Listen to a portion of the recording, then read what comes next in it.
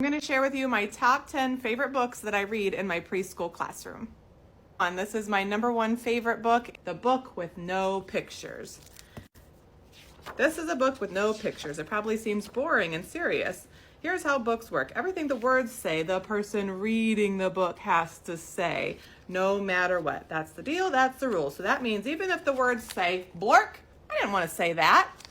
Or blurf, wait a second, this isn't the kind of book I wanted to read. I am a monkey who taught myself to read. Hey, I'm not a monkey. And now I'm reading you this book with my monkey mouth and my monkey voice. That's not true. I'm not a monkey. Yes, I am a monkey. Also, I am a robot monkey. My students laugh hysterically over this, and it gets even better. Now I'm going to sing you my favorite song. Glug, glug, glug, my face is a bug. I eat ants for breakfast right off the rug. So you have to check that out. That's my definite number one favorite book. Number two, Leonardo the Terrible Monster by Mo Willems. It's about a monster who really wants to be scary, but he just isn't. So he tries to find the most scaredy cat kid in the whole entire world and scare the tuna salad out of him. Here's the thing, he can't actually do it, but the little boy is really sad and he needs a friend, and it's a really cute story. Instead of being a scary monster, he becomes a really good friend. It's really cute. Number three, I Want My Hat Back by John Klassen. My hat is gone. I want it back. Have you seen my hat? No, I haven't seen your hat. Okay, thank you anyway. Have you seen my hat? No, I have not seen any hats around here. Okay, thank you anyway. Here's his hat. Have you seen my hat? No, why are you asking me? I haven't seen it. I haven't seen any hats anywhere. I would not steal a hat. Don't ask me any more questions. Okay, thank you anyway. The ending is really fun too. And another one by Mo Willems. He's my all-time favorite author. It was really hard to choose between the Gerald and Piggy books because I have them all. This one is probably my favorite. I love my new toy. So Piggy gets a new toy. She's so excited. Look at my new toy. She asks Gerald, would you like to try it? And he says yes. He throws it up and it comes down and break. Oh no, Piggy is mad. But she's the one that let him borrow the toy. So at the end, so Gerald feels really bad, but Piggy kind of yells at her best friend. She says, I do not care. My new toy is broken and you broke it. So I'm asking my friends, what do you think? Did Piggy handle that the right way? She's the one that said, do you want to try it? And at the end, it's actually a break and snap toy. It's supposed to break and snap back together. Number five is the book Hug. I usually read this a little bit later in the year after we've started blending together letters to make words, because they can read this entire book on their own without me, and they just can't believe it. So first, after we've learned all of these letters, we're going to read this one. H says H, U says and G says G. Let's see what that says. Hug. Hug. That says hug. H-U-G spells hug. And the entire book, the only words, like this is a little monkey and he's pointing to families that are hugging each other. Hug, hug. I tell them to use the monkey's expression for how they say hug. Hug.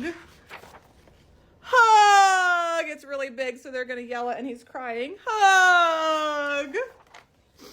Now he's crying and he's just by himself here, and it's a little word, so he says hug. And then there's another word, so we have to figure out what this one is. Bobo. And here's the third word. There's 3 words in the entire book. Mommy. And then we're reading all of the hugs. This one I'm sure most people are familiar with by now. It's very popular. Pete the Cat, I Love My White Shoes. It comes with a CD, but you can also just sing the song on your own.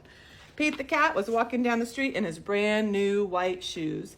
Pete loved his white shoes so much, he sang this song. Do, do, do, do. I love my white shoes. I love my white shoes. I love my white shoes. Oh no, Pete stepped in a large pile of strawberries. What color did it turn his shoes? Red. Did Pete cry? Goodness no. He kept walking along and singing his song. And that same pattern will continue in the book. And at the end, his shoes get wet. The moral of Pete's story is, no matter what you step in, keep walking along and singing your song, because it's all good. Number 7 is The Pigeon Finds a Hot Dog. This is another one by Mo Willems. It's hard to choose my favorite pigeon book, but this one might be it. The Pigeon Finds a Hot Dog. The pigeon is a very silly character, very loud. Ooh, ooh, a hot dog. Yummy, yummy, yummy. May I help you? Is that a hot dog? Not a hot dog, my hot dog. I have a question. I've never had a hot dog. What does it taste like? So it's this problem that he doesn't know what to do. The duckling doesn't understand or doesn't know what a hot dog tastes like. He says, if you've never experienced the splendor of a hot dog, you should really, wait a second. This hot dog is mine. I found it. He says he's ready to eat it. Would you say that it tastes like chicken? Oh, can you believe this guy? It just tastes like a hot dog, okay? Okay. And at the end, he says, what am I supposed to do? And we figure out that the best idea is to share it. Number 8, This Is Not My Hat by John Klassen. This hat is not mine. I just stole it. I stole it from a big fish. He was asleep when I did it. And he probably won't wake up for a long time. Look, he's awake. Uh-oh. And even if he does wake up, he probably won't notice that it's gone. He's looking up. He noticed. So this fish is making an excuse for why it was okay to take that hat. It didn't fit him anyway. And the big fish is following the entire time. And he makes it to the place where the plants grow big and tall and close together.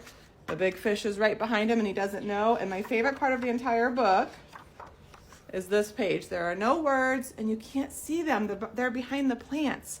So I think the author wants you to decide what's happening back there. What do you think's going on?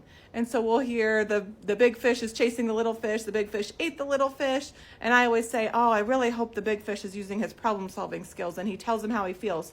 That made me really mad when you took my hat. Please give it back. But guess what? We never really do find out. The big fish comes out. He's got his hat on, but you get to decide what happened back there. We don't know. Number 9, Llama Llama Red Pajama. This one is my favorite. I know it by heart. My son, who's 2, we read it every night together. Llama Llama Red Pajama reads a story with his mama. Mama kisses baby's hair. Mama Llama goes downstairs. Llama Llama Red Pajama feels alone without his mama. Baby Llama wants a drink. Mama's at the kitchen sink.